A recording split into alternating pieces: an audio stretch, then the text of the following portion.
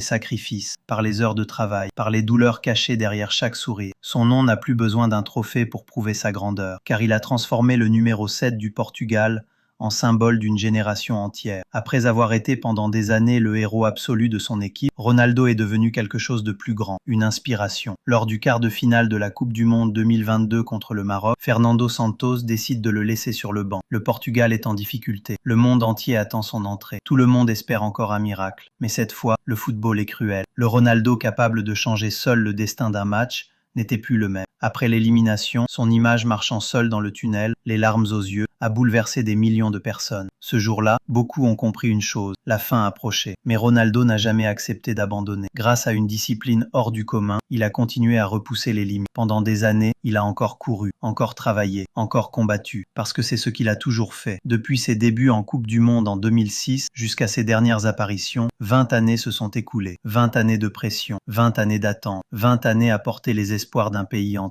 En 2010, il découvre la difficulté d'un mondial face à l'Espagne, future championne. En 2014, il porte presque seul le Portugal grâce à un triplé légendaire en barrage. Mais les blessures et les obstacles viennent encore briser ses rêves. En 2018, il réalise l'un des plus grands exploits individuels de l'histoire de la Coupe du Monde avec son triplé contre l'Espagne. Mais une nouvelle fois, le rêve s'arrête. Puis arrive 2022. Le Portugal possède enfin une nouvelle génération pleine de talent, une équipe capable d'aller loin. Mais Ronaldo, à 37 ans, n'est plus au sommet physique de sa carrière. Alors une question apparaît. Est-ce vraiment la fin de